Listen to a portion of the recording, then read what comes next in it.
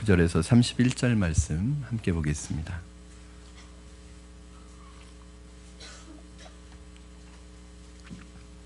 로마서 3장 19절에서 31절 말씀을 저와 여러분 한 절씩 교독하시고 마지막 31절은 합독해서 하나님의 말씀을 우리의 심령에 받도록 하겠습니다.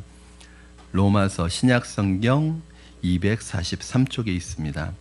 로마서 3장 19절입니다. 제가 먼저 봉독하겠습니다. 우리가 알거니와 무릇 율법이 말하는 바는 율법 아래에 있는 자들에게 말하는 것이니 이는 모든 입을 막고 온 세상으로 하나님의 심판 아래에 서 있게 하려 함이라.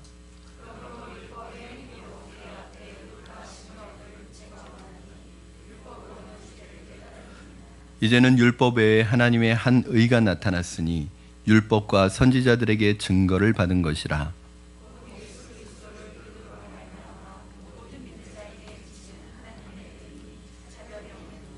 모든 사람이 죄를 범하였음에 하나님의 영광에 이르지 못하더니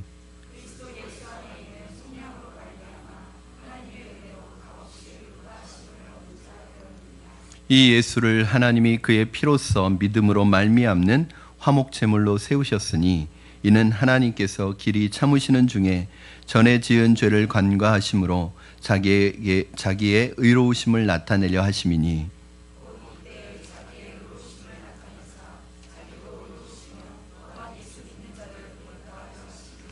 그런즉 자랑할 때가 어디냐 있을 수가 없느니라. 무슨 법으로냐 행위로냐 아니라 오직 믿음의 법으로니라.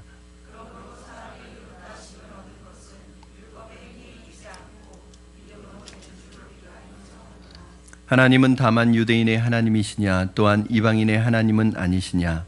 진실로 이방인의 하나님도 되시느니라.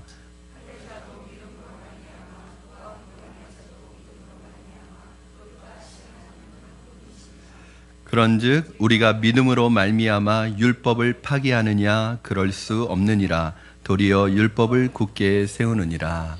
아멘. 로마서 말씀 11번째 말씀입니다. 이제 지난 주일로 죄의 목록, 죄의 리스트를 우리가 다 봤습니다. 그리고 오늘 하나님께서 새로운 주제로 바울을 통해서 우리에게 전하시는 이 말씀이 저와 여러분에게 새로운 회복과 치유와 능력의 말씀으로 들려지기를 주님의 이름으로 축원합니다. 과거로부터 현재 이르기까지 철학자들의 논의의 대상 중에 논의가 되고 있는 대상 중에 철학적 사고가 있는데 그것이 무엇이냐면 인간은 선한가 악한가, 이것이 바로 굉장히 철학적 중요한 주제 중에 하나입니다. 이 두 가지 의견을 두고 서로 맞서왔습니다. 여러분이 잘 아시는 것처럼 맹자는 인간은 본래 선하게 태어났기 때문에 인간 안에 있는 것을 잘 끌어내기만 한다면 인간은 얼마든지 조화로운 세상을 만들 수 있다고 생각하는, 그래서 그렇게 주장하는 사람이 맹자였는데 이걸 성선설이라고 그렇게 얘기합니다. 그리고 순자라는 사람은 인간은 본래부터 악하기 때문에 인간에겐 더 이상 기대할 것이 없다라고 생각하고 그 의견을 주장하는 사람이 순자인데 이걸 성악설이라고 그렇게 우리가 얘기하고 있습니다. 이 두 의견이 수백 년 동안 서로 논쟁을 벌여왔었습니다. 여러분, 그렇다면 성경은 인간에 대해서 뭐라고 말씀하고 있을까요? 성경은 지난 시간에 우리가 배웠던 말씀에 의하면 모든 사람은 죄인이다. 의인은 없나니 하나도 없으며 의를 행하는 사람이 하나도 없다. 인간은 선한 사람이 하나도 없다는 거예요. 즉 인간은 모든 사람이 죄인이라는 것을 말씀하고 있습니다. 제가 여러분에게 질문 한 가지 하겠습니다. 이미 제 질문을 여러 번 들어본 분도 계시겠지만 여러분 꼭 대답하지 않으셔도 됩니다. 저 혼자 질문하는 거니까. 여러분, 사람은 죄를 짓기 때문에 죄인입니까? 아니면 죄인으로 태어났기 때문에 죄를 짓습니까?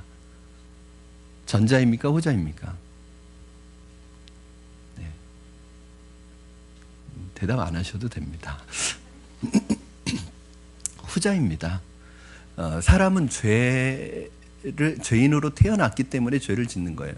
즉 사람은 죄의 나무로 태어났기 때문에 죄의 열매를 맺는 것입니다. 여러분, 사과나무는 사과 열매를 맺게 되어 있습니다.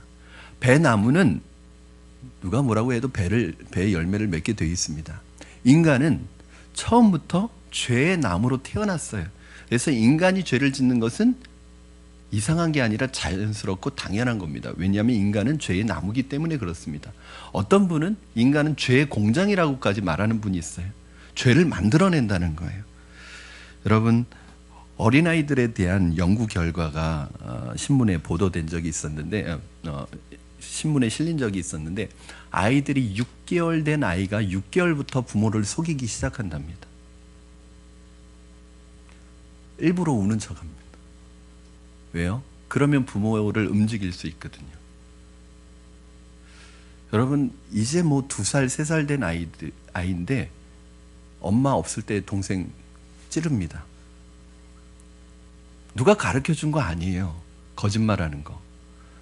누가 미워하라고 가르쳐 준 거 아니에요. 근데 자기의 사랑이 뺏긴다 싶으면 엄마가 안 보일 때 동생 눈을 찌릅니다.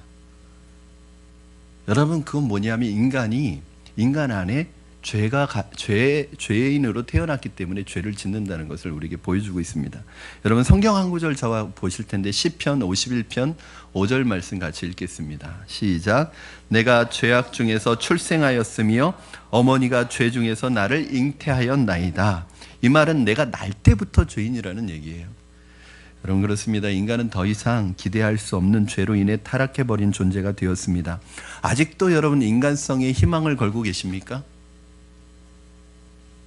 우리 역사 속에서 끊임없이 인간에 대해서 희망을 걸어왔습니다. 그러나 인간은 그대로 내버려 두면 바닥까지 떨어질 수밖에 없습니다. 바닥까지 떨어질 거예요. 인간은 그대로 내버려 두면 벼랑까지 갈 거예요. 인간은 그대로 내버려 두면 동물의 수준으로 떨어질 수 있어요. 오히려 동물의 수준보다 더 밑으로 떨어지는 경우도 봤습니다. 인류가 19세기 들어서면서 인간에 대한 희망, 무한한 희망을 가졌습니다. 그들은 마치 인류가 이 땅에 지상 낙원을 건설할 것처럼 인류에 대한 새로운 희망을 갖게 되는데, 이것이 이제 인본주의의 아주 극치이던 시대입니다. 그러나 19세기를 경험하면서 인류는 2번의 세계대전을 경험합니다. 그러면서 그런 인간에 대한 희망과 인간에 대해서 걸었던 기대는 산산이 부서지고 많은 사람들이 그 2번의 전쟁으로 인해서 큰 충격과 아픔과 죽음과 고통을 경험하게 됩니다. 여러분, 그게 인간의 본질입니다. 인간은 더 이상 기대할 수 없을 만큼 타락해졌어요. 이것을 이제 신학적인 용어로 전적인 타락이라고 말하고 있습니다. 오늘 본문에서는 이제 바울은 최종적인 유죄 선고를 인간들에 대해서 내리고 있어요. 자, 19절, 20절 말씀 여러분 다시 한번 읽으실 텐데 말씀의 의미를 잘 생각하시면서 읽으셨으면 좋겠습니다. 우리 같이 읽겠습니다. 시작. 율법 아래에 있는 자들에게 말하는 것이니 이는 모든 입을 막고 온 세상으로 하나님의 심판 아래에 있게 하려 함이라. 그러므로 율법의 행위로 그의 앞에 의롭다 하심을 얻을 육체가 없나니 율법은 죄를 깨달음이니라. 여러분, 사도 바울이 1장 18절부터 3장 18절까지 계속 줄기차게 몰아온 그 주제는 뭐냐면 인간은 죄인이다. 그 인간은 죄인이라는 그 그물망이 얼마나 촘촘한지 한 사람도 그 그물에서 빠져나갈 수 없도록 모든 인간은 죄인이라는 그 결론을 여기까지 끌고 온 거예요. 그리고 마지막으로 그렇기 때문에 사람은 한 사람도 의롭게 될 수 없고 결국 최종적으로 유죄 선고를 받고 멸망의 존재, 지옥을 향하는 존재, 사망의 존재, 죽음의 존재, 지옥 가야 되는 존재로 딱 결론을 내립니다. 여러분, 왜 바울은 이토록 사람이 죄인이라는 것에 대해서 이렇게 집중적으로 주장하고 있는 것일까요? 결국 자신이 죄인이라는 것을 깨닫고 인정하고 고백하지 않으면 구원자가 필요가 없어집니다. 많은 분들이 착각하고 있어요. 내가 착하게 사니까 구원받는다고. 나가서 전도를 해보면 전도가 정말 안 되는 분들은요, 착한 분들이에요. 내가 죄인이라는 걸 인정해야 복음이 필요하고 예수님이 필요할 텐데, 복음을 전할 때 당신 죄인입니다 그러면 왜 내가 죄인이에요? 그래요. 내가 그래도 지금까지 남에게 해코지하지 않고 나름대로 착하게 살아왔는데 왜 내가 죄인이냐고 오히려 따집니다. 그러면 구원자가 필요 없어요. 왜요? 그러면 당신 천국 간다고 생각하십니까? 천국 갈 확신이 있습니까? 그러면 간대요 또. 왜 가냐고 생각하냐고 그러면 내가 그래도 착하게 살았기 때문에 간다는 거예요. 여러분 정말 착하게 살면 천국 갑니까? 기준이 어디예요? 어느 정도 착해야 천국 갑니까? 착하다는 게 기준이 있나요? 절대적인 기준이 있나요? 다 상대적이지? 그렇죠? 여러분 늘 말씀드리지만 천국은 착해서 가는 게 아니라 관계 때문에 가는 거예요. 여러분이 착해서 천국 가는 게 아니라 여러분이 예수를 믿고 하나님의 자녀가 되었기 때문에 천국 가는 거예요. 여러분 날이 어두워졌을 때 제가 동네에서 놀고 있는 제 아들 데리고 집에 들어가지 착한 옆집 민수 데리고 들어가지 않습니다. 조금 까칠해도 좀 반항을 해도 제 아들 데리고 들어가죠. 왜요? 저희 집엔 누가 들어가야 돼요? 저희 가족이 들어가야 되잖아요. 하나님의 집에 누가 들어간다고 생각하십니까? 착한 사람이 들어갑니까? 하나님의 자녀가 들어가는 거죠. 여러분 구원은 자신이 죄인임을 인정하고 고백할 때 시작되는 거예요. 인간은 철저하게 타락했습니다. 그러므로 스스로 인간은 자기 자신을 구원할 능력이 없어요. 그러면 어떻게 됩니까? 이제는 사망을 향해 죽음을 향해 지옥을 향해 인간은 운명 지어졌습니다. 벗어날 수가 없습니다. 한 사람도 예외가 없습니다. 죄의 삭은 사망이요 모든 사람이 죄를 범하였음에 하나님의 영광에 이르지 못하더니라고 했습니다. 그러므로 모든 사람은 하나님의 영광에 이를 수 없고 하나님의 영광에 이르지 못하면 가는 곳은 정해져 있습니다. 그러면 이대로 이 사실을 받아들이고 모든 인간은 그럼 사망과 죽음과 지옥을 향해서 가야 됩니까? 사도 바울은 오늘 복음 중에 복음을 우리에게 들려줍니다. 무슨 말이에요? 살 수 있는 방법이 있다는 거예요. 죽지 않을 수 있는 방법이 있다는 거예요. 지옥 가지 않을 방법이 있다는 거예요. 천국 갈 방법이 있다는 거예요. 바로 하나님께서 우리를 위해서 보내주신 예수 그리스도 대속의 죽음을 죽어주신 우리를 대신해서 죽어주신 그 예수님을 믿으면 그 예수님의 대속의 은혜가 우리를 의롭게 만든다는 거예요. 우리는 의롭지 않아요. 우리는 절대 의로워질 수 없어요. 그러나 완벽하게 율법을 이루신 그 의로우신 예수님을 믿으면 그 예수님의 의가 나의 의가 돼서 하나님이 나의 의를 보고 인정해 주시는 것이 아니라 예수님의 의를 입고 있는 그 예수님의 보혈의 옷을 보고서 나를 의롭다고 인정해 주시는 거예요.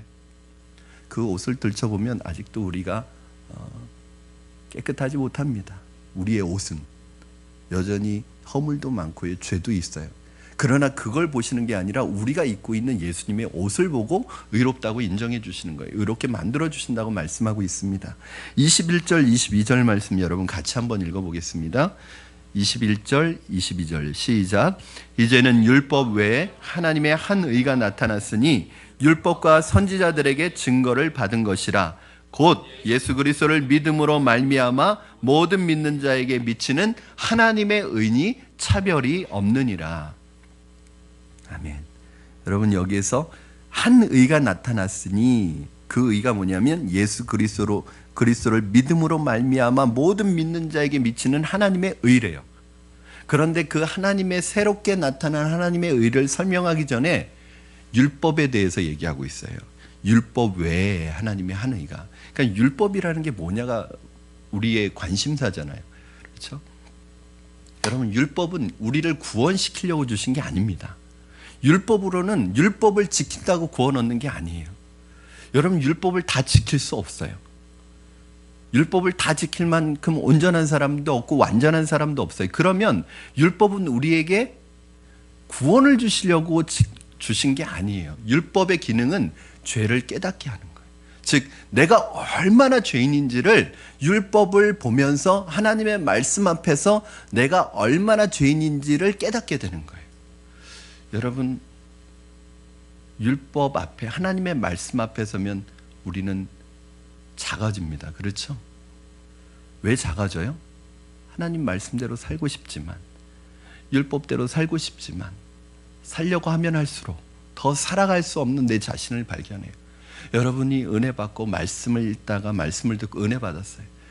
이번 주는 이 말씀대로 살아야지 막 기도하고 갔어요. 그런데 그렇게 살아가지 못할 일들이 막 생겨요. 내가 남편을 사랑해야지. 그리고 갔어요. 근데 그날따라 남편이 막 속을 막 뒤집어놔요. 또 아내를 사랑해야지. 갔는데 그럴지 못할 일이 막 생겨요. 그러면서 포기합니다.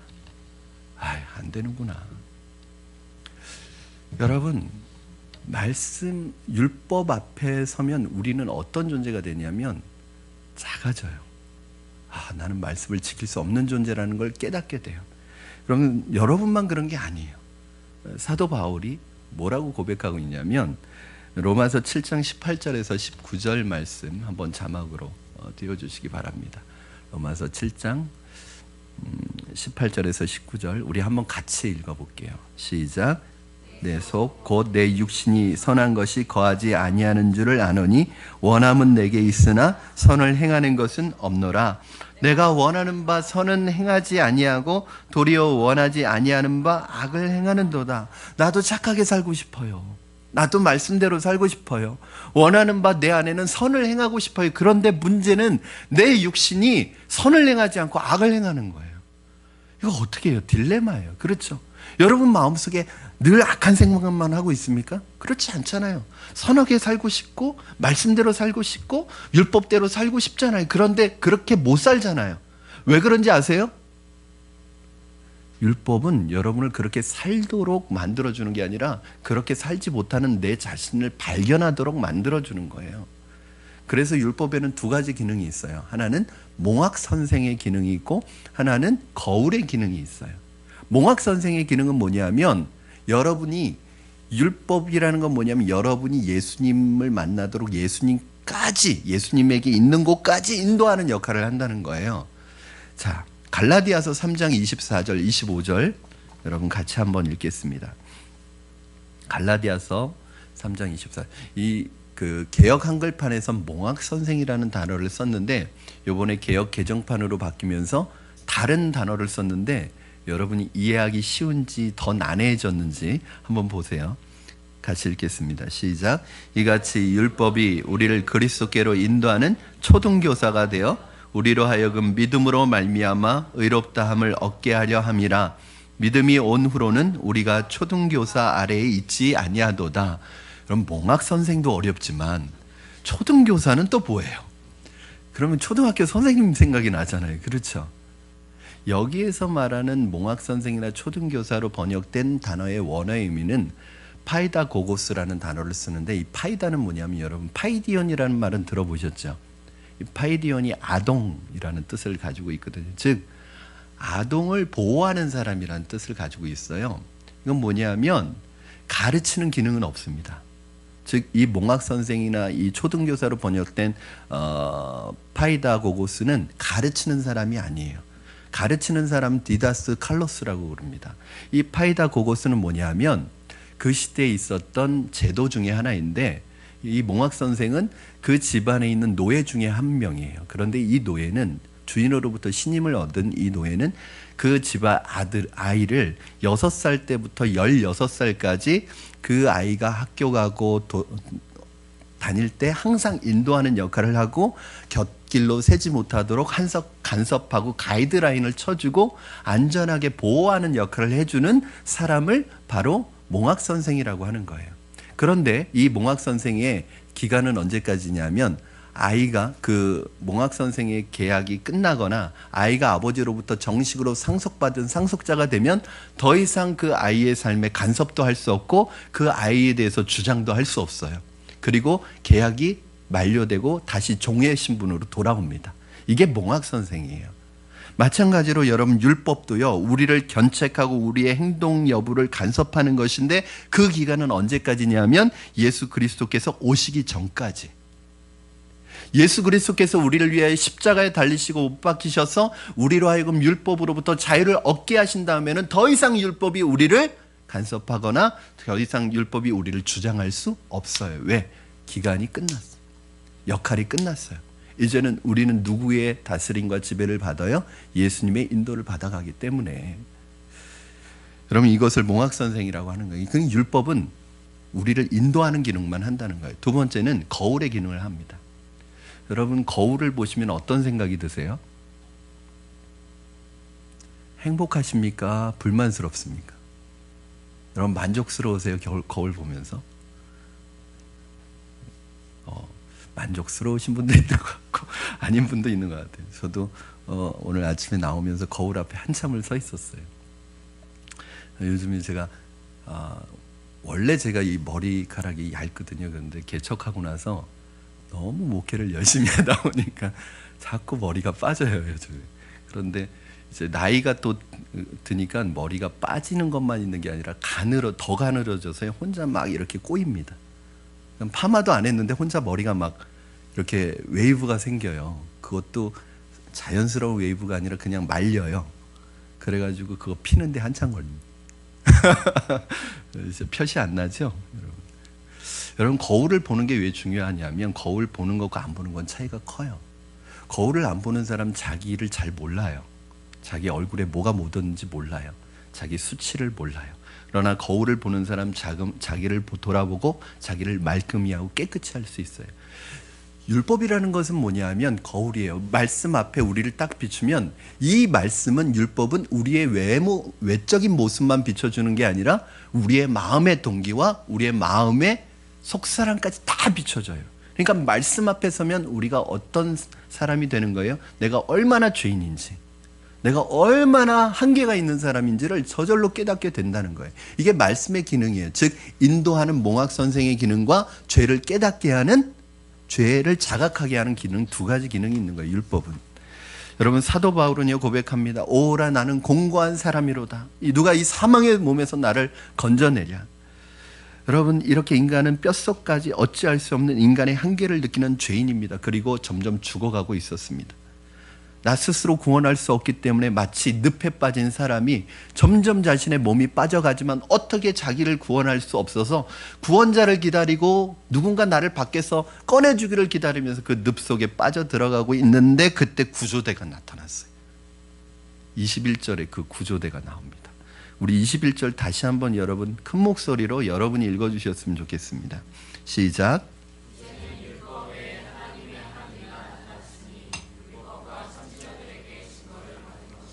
이제는 율법 외에 하나님의 한 의가 나타났으니, 이 하나님의 나타난 의는 뭐예요? 율법과 선지자들이 구약 성경을 통해서 계속 증거해 왔던 것이라는 거예요. 그게 뭐예요? 22절 말씀 보면은 곧 예수 그리스도를 믿음으로 말미암아 모든 믿는 자에게 미치는 하나님의 의니, 즉 그 의는 뭐냐면 예수 그리스도를 믿음으로 말미암아 얻는 하나님의 의, 이 구조대로 나타난 거예요. 여러분, 구원은 충격입니다. 구원은 전율입니다. 사막에 혼자 떨어져 죽어가고 있었는데 마실 물도 떨어지고 아무도 없어서 이제는 자기 이성을 의지하지 않고 더 이상 자신의 힘을 의지하지 않고 이제 모든 것 포기하고 모든 자신을 포기하고 죽어가고 있었는데 갑자기 어디에선가 헬기가 나타났어요. 그 헬기가 나타나서 나를 구조하려고 할 때, 이때 그 헬기를 본 사람이 그래 한번 타볼까? 탈까 말까? 이렇게 망설이고 고민하는 사람 없을 것입니다. 이 사람의 눈에서 눈물이 흐릅니다. 죽음에 대한 두려움과 공포에 사로잡혀서 너무너무 두려웠는데 이제 비로소 안도의 한숨과 기쁨과 감사가 입술을 통해서 고백되어지기 시작합니다. 여러분, 이게 구원이에요. 죽어가고 있는데 구원자가 나타났어요. 늪 속에 빠져가고 있는데 구원자가 나타나서 막대기를 건네주는 거예요. 그거 잡을까 말까 고민하십니까? 망설여지십니까? 망설이는 사람이 어리석은 사람, 덥석 잡아야죠. 여러분, 이 구원이 어떻게 내게 올 수 있냐면 바로 이 구원이 바로 내게 예수 그리스도를 믿는 믿음 하나로 올 수 있다는 거예요. 여러분, 우리가 구원받기 위해서 한 게 사실은 아무것도 없습니다. 100% 하나님이 계획하시고 준비하시고 우리에게 주신 거예요. 그래서 구원을 뭐라고 하냐면 은혜라고 하는 거예요. 은혜가 무슨 뜻인지 아세요, 여러분? 은혜는 선물이라는 뜻을 가지고 있어요. 은혜, 선물. 거저 주신 은혜, 거저 주신 선물이에요. 여러분, 24절부터 27절까지 우리 한 목소리를 읽겠습니다. 시작. 그리스도 예수 안에 있는 성령으로 말미암아 하나님의 은혜로 값없이 의롭다 하심을 얻은 자 되었느니라. 이 예수를 하나님이 그의 피로써 믿음으로 말미암는 화목제물로 세우셨으니 이는 하나님께서 길이 참으시는 중에 전에 지은 죄를 간과하심으로 자기를 의로우심을 나타내려 하심이니 곧 이때 자기의 의로우심을 나타내사 자기도 의로우시며 또한 예수 믿는 자를 의롭다 하려 하심이라. 그런즉 자랑할 때가 어디 있느니 있을 수가 없느니라. 무슨 법으로냐 행위로냐 아니라 오직 믿음의 법으로니라. 아멘. 그렇습니다. 우리의 구원은 거저 받은 것입니다.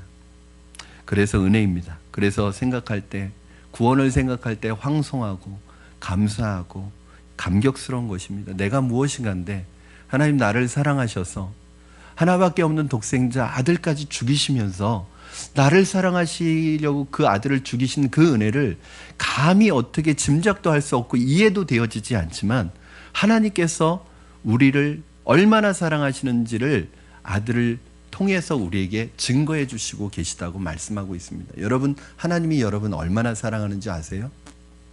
하나밖에 없는 독생자를 죽일 정도로 사랑합니다. 그 아들을 죽여서 여러분들을 건지고 여러분 살리실 만큼 사랑한다. 여러분, 이거는요 우리는 이해 못하는 사랑입니다. 왜냐하면 우리 인간 세상에는 없는 사랑이에요. 여러분, 누군가 여러분이 누구를 사랑한다 한들, 여러분이 끔찍하게 사랑한다고 한들 여러분 하나밖에 없는 독생자 아들 죽이면서까지 사랑할 수 있는 사람 있어요? 제가 보기에는 없습니다. 저도 자신 없어요.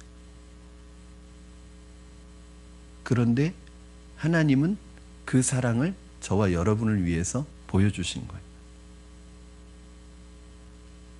어떤 사람은 그렇게 말합니다.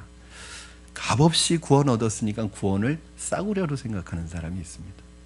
사람들 심리적으로 비싼 돈을 주고 사면 그것에 대해서 가치 있게 여기고 소중하게 여기는데 그냥 받거나 싸게 받으면 그것의 가치를 굉장히 소홀히 여기고 귀중하게 여기지 않는 습성이 있어요.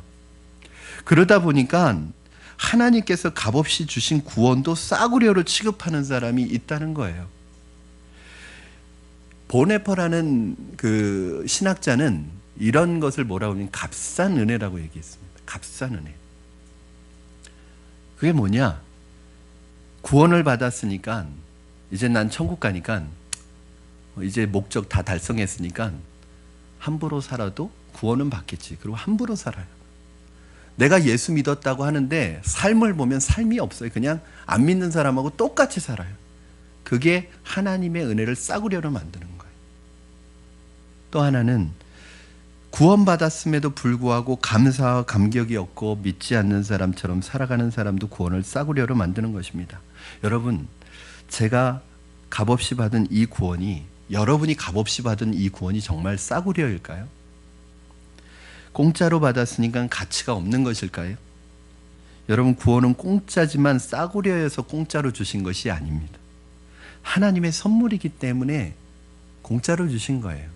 에베소서 2장 8절 9절 말씀에서는 이것을 이렇게 얘기합니다. 우리 같이 한번 읽으실 때 제가 8절 읽고 여러분이 9절 읽겠습니다. 너희는 그 은혜에 의하여 믿음으로 말미암아 구원을 얻었으니 이것은 너희에게서 난 것이 아니요 하나님의 선물이라.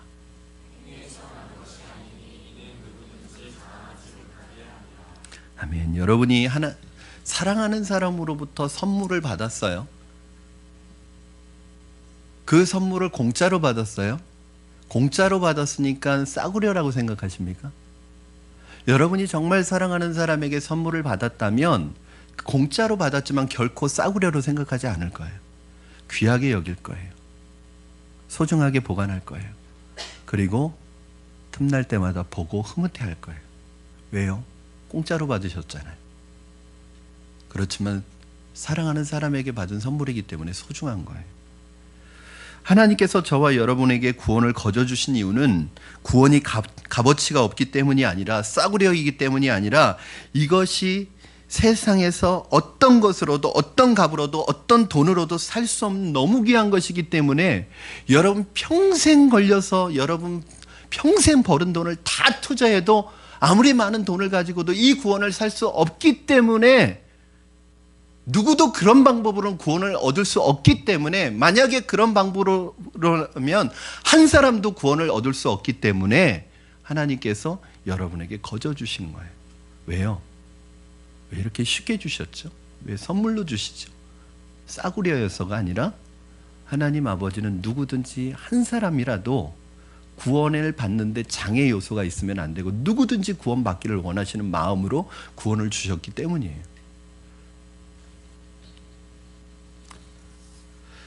여러분, 절대로 잊지 말아야 할 것이 있습니다. 사실은 구원은 공짜가 아닙니다. 우리 받는 사람의 입장에서는 선물로 받으니까 공짜지만, 이것을 구원을 주시는 하나님의 입장에서는 여러분에게 이 구원의 선물을 주시기 위해서 아주 큰 값을 지불하셨어요. 그게 뭐예요? 하나밖에 없는 독생자 아들을 죽이는 핏값을 지불하시고 여러분에게 생명을 주신 거예요. 여러분, 결코 공짜가 아닙니다. 누군가 내가 사랑하는 사람이 있는데 이 사랑하는 사람에게 이 선물을 주기 위해서 이 사람이 돈이 없으니까 막 아르바이트하고 일하고 정말 어렵게 해서 이 선물을 마련해서 이 사람에게 준 거예요. 얼마나 귀한 선물입니까? 하나님이 여러분에게 구원이라는 선물을 주기 위해서 큰 대가를 치르셨는데, 하나밖에 없는 독생자 아들 예수 그리스도를 죽이셔서 여러분에게 구원이라는 선물을 주신 거예요. 그러므로 여러분, 우리의 구원은 공짜가 아닙니다. 여러분, 구원을 싸구려로 만들면 예수 그리스도의 피를 싸구려로 만드는 것입니다. 그래서 구원받은 우리는 소중한 존재예요. 바로 하나님의 아들이신 예수님을, 그 하나님이신 그분의 피값으로 여러분을 바꾸고 산 거예요. 그래서 우리 모두는 얼마짜리예요? 제가 늘 말씀드리지만 예수님짜리예요. 그렇죠? 그것을 값을 지불하고 산 값이 그것의 가격을 결정합니다. 5천 원 주고 샀으면 5천 원짜리예요. 10,000원 주고 샀으면 10,000원짜리예요. 그럼 저와 여러분은 얼마짜리예요? 돈으로 매길 수 없죠. 그래서 예수님의 피값을 치르신 거예요. 그래서 저와 여러분 예수님짜리예요. 여러분 한 사람의 가치는요, 혹시 여기에 나를 가치 없는 사람이라고 생각하시는 분 혹시 계십니까? 나는 이 세상에 존재하나 마나라고 생각하는 분 계십니까? 하나님 앞에 정말 죄송스러운 생각이에요. 왜냐하면 여러분을 구원하시기 위해서 하나님이 죽으셨습니다. 하나님의 아들이 죽으셨어요. 그 정도로 여러분 소중한 사람이, 여러분 목숨 구하기 위해서 하나님의 아들이 죽으실 정도로 여러분 하나님 앞에 소중한 분들이, 즉 나 한 사람의 가치는 예수님의 목숨의 값이란 말이에요. 예수님 생명값이에요. 그래서 예수님이 뭐라고 그랬어요? 한 영혼이 천하보다도 귀한 거예요. 여러분 한 사람은 천하보다도 여러분과 여러분, 저는 누가 제가 원하는 모든 것을 다 준다고 하면서 그 대신 내가 아들이 없는데 당신 둘째 나 주시오 그러면 바꿀까요? 안 바꿀까요? 안 바꾸죠. 왜냐하면 세상에 있는 거 전부 가져와 봐라. 내가 바꾸나. 하나님에게 있어서 여러분은 그런 존재예요. 이 세상에 있는 것 전부 줘도 여러분 안 바꿉니다. 여러분하고. 왜냐하면 여러분 사랑하시기 때문에 그래요.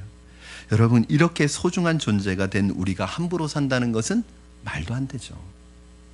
죽었다가 살아온 사람, 죽음의 위기에서 다시 살아난 사람, 혹시 그런 분 있으십니까? 그런 분은 함부로 살지 않을 거예요. 덤으로 사는 인생이기 때문에 모든 것이 새롭게 보일 것입니다. 눈 뜨고 있다는 게 은혜고, 내가 살아있다는 게 은혜고, 숨 쉬고 있다는 게 아마 감격일 거예요. 그런 사람이 함부로 살아요? 그런 사람이 허송세월해요? 말도 안 됩니다. 구원받았기 때문에 여러분, 율법은 이제 필요 없는 것이 아닙니다. 구원받았기 때문에, 우리가 율법으로 구원받은 게 아니라 예수님으로 구원받았기 때문에 율법은 이제 폐기 처분된 게 아닙니다. 우린 구원받은 사람이기 때문에 이제는 율법을 세워가는 거예요. 우리가 율법을 지켜서 세우는 게 아니라 율법이 우리 안에서 이루어지게 만듭니다. 여러분, 이 뿌리가 중요한데 이 나무의 뿌리가 어디 있느냐가 중요해요. 여러분이 예수 그리스도를 믿는 믿음의 예수님에게 믿음의 뿌리를 딱 내리고 있으면 그 예수님으로부터 공급되어지는 이 영적 자양분을 가지고 여러분 안에 의의 열매가 맺혀지게 되어 있어요. 성령의 열매가 맺혀지게 되어 있어요. 여러분, 나무가 열매를 맺으려고 막 몸부림치고 막 부들부들 떠는 거 보셨습니까? 아니에요. 나무는 그냥 뿌리를 내리고 있으면 열매는 결과적으로 맺혀지는 거예요. 여러분, 우리가 죄인이기 때문에 죄의 뿌리를 가지고 있기 때문에 죄의 열매를 맺히는 것 자연스러운 거예요. 인간이 죄를 짓는 것 자연스러운 거예요. 그런데 예수를 믿으면서 우리가 접붙임 당했습니다. 예수 그리스도의 의의 나무로 접붙임 당했어요. 이제 여러분들은 죄가 여러분을 지배하지 못합니다. 여러분은 뿌리가 달라졌어요. 그렇기 때문에 난 예수 믿고 구원받았고 천국 가니까 아무렇게나 살아도 된다고 생각하는 게 바로 구원파예요. 여러분, 구원파가 뭐라고 그러는지 아세요? 어느 날 나는 죄사함 받았기 때문에 앞으로 죄를 지으면서도 기쁜 마음으로 죄를 지으면 죄가 안 된대요. 여러분, 이런 말도 안 되는 소리를 합니다. 구원받은 사람은 죄를 지어도 그게 죄가 안 된다는 거예요. 여러분, 다른 말로 바꾸면 우리는 죄를 지을 수 없는 존재가 됐어요.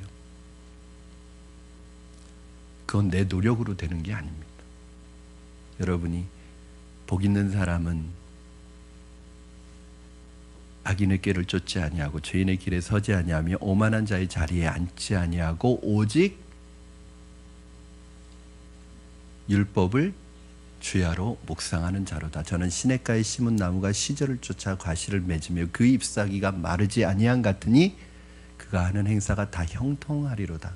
자, 하나님의 말씀 위에 뿌리를 내리고 있는 사람은 마치 시냇가에 심겨진 나무가 시절을 쫓아 가시를 맺고 잎사귀가 마르지 않은 것처럼 뿌리가 어디에 있느냐가 중요한데, 예수님을 믿는다는 건 여러분 뿌리를 어디에 내린 거예요? 예수님에게 복음의 뿌리를 내린 거예요. 그런데 지금 저의 모습을 보면은 여전히 연약하고 넘어질 때가 있는데, 목사님 이건 어떻게 된 겁니까? 그러면 제 뿌리가 잘못된 것입니까? 아니에요. 지금 접붙임해가지고요, 조금 적은 기간이 필요해요. 빌립보서 1장 6절 말씀에 너희 안에 착한 일을 시작하시니가 그리스도 예수의 날까지 이루어 가신대요. 지금은 여러분 다 ING입니다. 여러분 다 진행 중이에요. 하나님이 만들어가는 과정이에요. 지금 여러분 모습 보면 좀 한심하기도 하고 또 때로는 실망스럽기도 하고 내가 왜 이렇게 살지라는 마음이 들지라도 여러분이 뿌리를 바꾸지 않으면, 그 뿌리를 잘 내리고 있으면 언젠가 예수 그리스도의 날, 여러분 멋진 하나님의 자녀들로 미운 오리가 백조로 딱 바뀌는 때가 있어요. 여러분, 그 기간이 지금 우리의 기간이에요. 사랑하는 여러분, 믿음이라는 것이 무엇입니까? 믿음은요, 나의 죄를 대신해서 죽으신 어린 양 예수 그리스도를 의지하는 게 믿음이에요. 저는 여러분이 믿음으로 구원받은 줄로 믿습니다. 믿음으로 구원받은 여러분, 믿음으로 사시기 바랍니다. 어떤 분은 이 믿음이 예수님 믿을 때만 필요하다고 생각하는 분이 있어요. 그러니까 예수님 믿을 때 예수님 믿고 이제 그 다음부터 믿음을 사용하지 않아요. 믿음이 없어요. 여러분, 성경 한 구절 보시겠어요? 로마서 1장 17절 같이 읽겠습니다.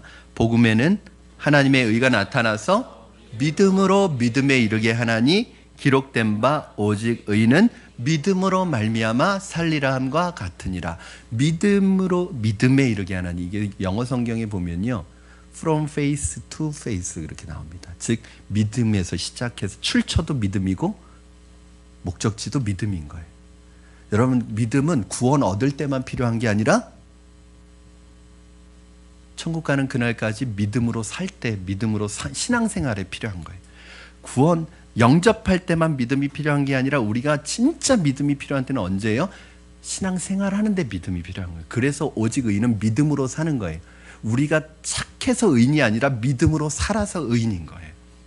제가 우리 제 제자들이 이제 주례를 부탁하러 오면은 제가 조건을 하나 제시합니다. 그건 뭐냐면 결혼 코칭을 받고 결혼 예비 학교를 5주 동안 와서 배운 다음에 주례를 받아라. 왜냐하면 제 마음에는 제가 주례한 제자들이 불행해지기를 원하지 않아요. 정말 결혼이 뭔지를 잘 배우고 그 배운 성경의 원리에 따라서 결혼 생활을 하기를 원해요.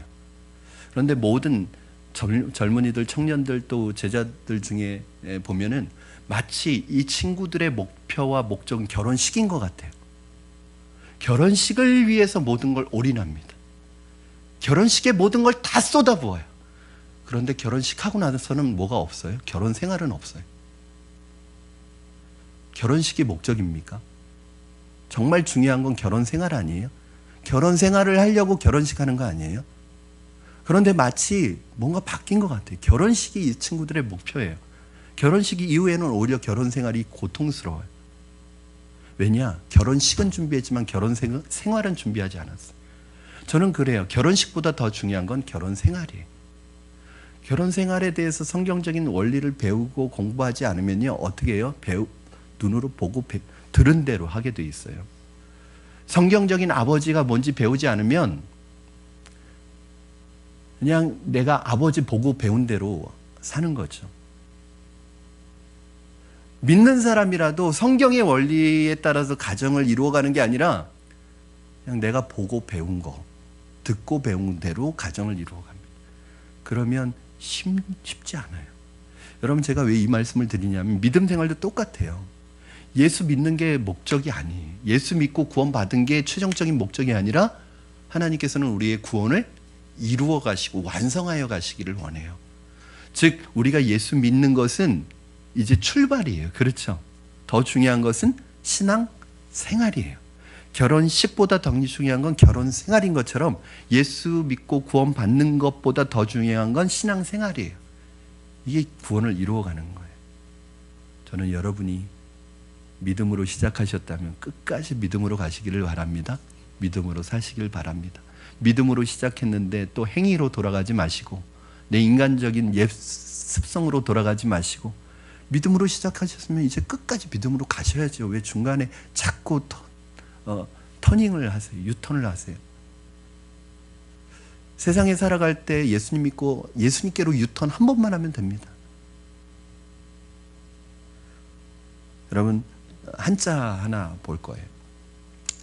네, 한자, 의라는 한자 여러분 잘 아시죠?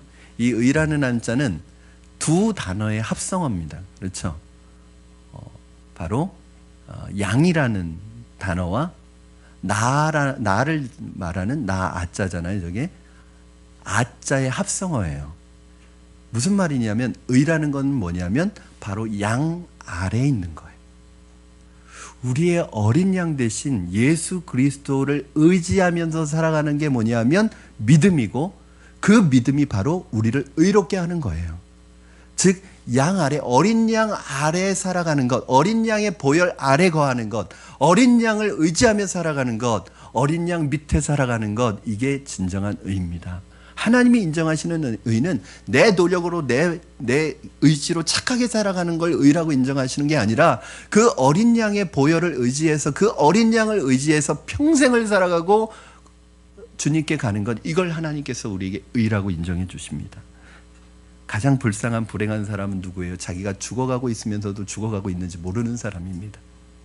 사랑하는 성도 여러분, 배에 불이 났습니다. 불은 삽시간에 배를 화염으로 뒤덮었습니다. 삼켜버렸습니다. 이제 배에 탄 사람은 모두 불에 타서 마치 숯덩이처럼 되어버릴 것입니다. 이때 구조선이 나타났습니다. 구조선이 구하러 왔습니다. 어떻게 하시겠습니까? 구조선으로 뛰어들 것입니다. 그것이 살 수 있는 유일한 길이기 때문에 그렇습니다. 우리는 예수님에게 뛰어들어야 합니다. 예수님, 내가 여기 있습니다. 나를 구원해 주시옵소서. 나를 건져 주시옵소서. 그리고 예수님에게로 뛰어들어가야 돼요. 그것만이 살 길입니다. 교회에 나오면서도 아직도 그 알량한 자기 의를 의지하며 살아가는 사람이 교회에 많이 있습니다. 자기의 선앙이나 자기 자신 윤리적인 자존심이 아직도 자기를 구원할 수 있다고 믿고 착각하는 사람이 있습니다.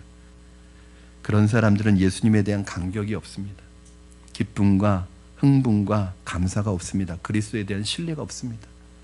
말씀을 정리합니다. 사랑하는 성도 여러분, 이 시간 다른 길 없습니다. 다른 것 의지하지 마시기 바랍니다.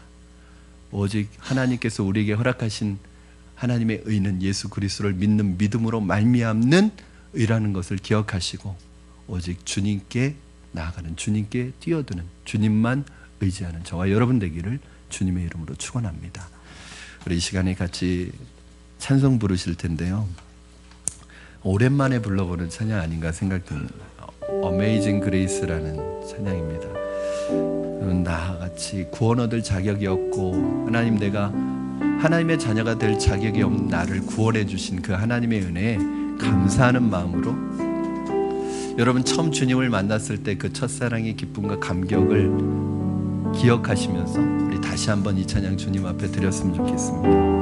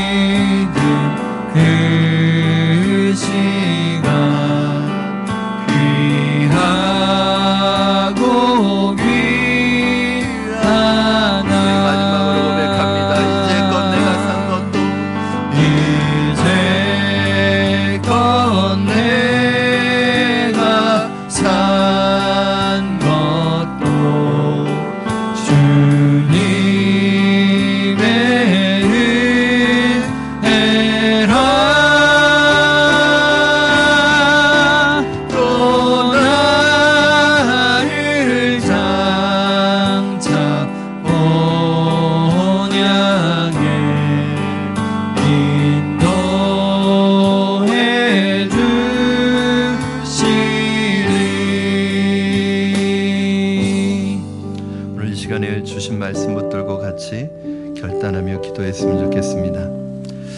이 시간에 우리 이렇게 기도했으면 좋겠습니다. 하나님, 우리가 무엇이간데 이토록 사랑하셔서 죄인이 우리들을 의롭게 하시려고 독생자까지 보내주셔서 죽이셨는지 우리는 그 사랑 헤아릴 길이 없지만 우리가 그 주님을 내 인생의 구주로 영접하여 구원 얻어 싸우니 우리의 평생을 주님만 의지하며 주님만 신뢰하며 베푸신 은혜와 사랑에 감사하는 삶을 살아가게 하여 주시옵소서. 신앙생활 할 때 예수 그리스도의 의를 힘입지 않고 내 힘으로 내 행위로 내 능력으로 살아가려는 어리석음을 범치 않게 하시고 주님 주시는 십자가의 은혜로 살아가는 저희들 되게 하여 달라고 이 시간에 간절한 마음으로 기도했으면 좋겠습니다. 그리고 이 시간에 혹시 이 가운데 아직 예수 그리스도를 내 인생의 구주로 영접하지 않은 분이 계시다면 이 시간 주님의 품으로 나와서 주님을 영접하고 의지하고 주님의 우리의 마음 문을 두드리시는 그 노크 소리를 들으시고 주님께 마음의 문을 여시고 구원의 은혜를 베푸시는 주님을 만나기를 영접하기를 바랍니다. 이 시간에 그렇게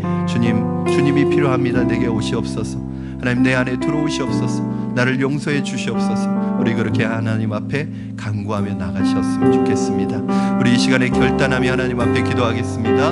살아계셔서 역사하시는 하나님 아버지 감사합니다. 오늘 하나님 말씀을 통하여 하나님, 우리의 의는, 하나님은 우리의 구원의 길은 오직 예수 그리스도 외에는 없음을 다시 한번 깨닫게 하시고 알게 하시니 감사합니다. 하나님 예수 그리스도를 믿는 믿음으로 말미암는 하나님의 의가 오늘 우리 안에 있음을 주님 고백합니다.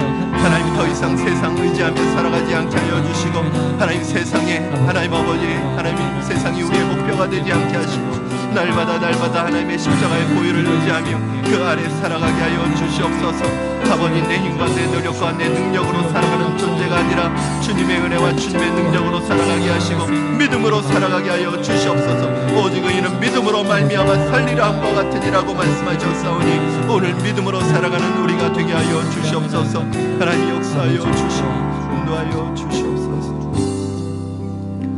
살아계신 하나님 아버지, 우리가 무엇인데 하나님 우리를 사랑하셔서 독생자를 죽이시면서까지 하나님 그 핏값을 치르시면서까지 우리를 구원하시고 살리셨는지 그 주님의 깊은 사랑을 우리가 알 수 없고 깨달을 수 없고 헤아릴 수 없지만 하나님 평생을 하나님 주님 받은 은혜와 그 사랑에 감사하며 살아가는 우리가 되게 하여 주시옵소서. 더 이상 내 힘과 내 능력과 내 이성과 내 지식과 내 배경과 내 힘을 가지고 내 힘을 의지하며 살아가는 인생 되지 않게 하여 주시고 철저하게 어린 양 되신 예수 그리스도를 의지하며 살아가는 믿음의 삶을 살며 예수 그리스도의 보혈의 능력을 힘입어 살아가는 주님의 사람이 되게 하시고 주의 제자가 되도록 우리를 붙들어 주시옵소서. 혹시 이 시간 예수 그리스도를 영접하지 않았으나 말씀을 듣고 예수님 마음속에 모시기를 소원하며 기도한 성도들 있다면 이 시간 하나님께서 그 믿음이 하나님 복된 믿음 되게 하시고 구원을 이루는 믿음 되게 하시고 하나님의 의를 이루는 믿음이 되도록 축복하여 주시옵소서. 감사드리며 예수님의 이름으로 기도드립니다. 아멘. 아멘.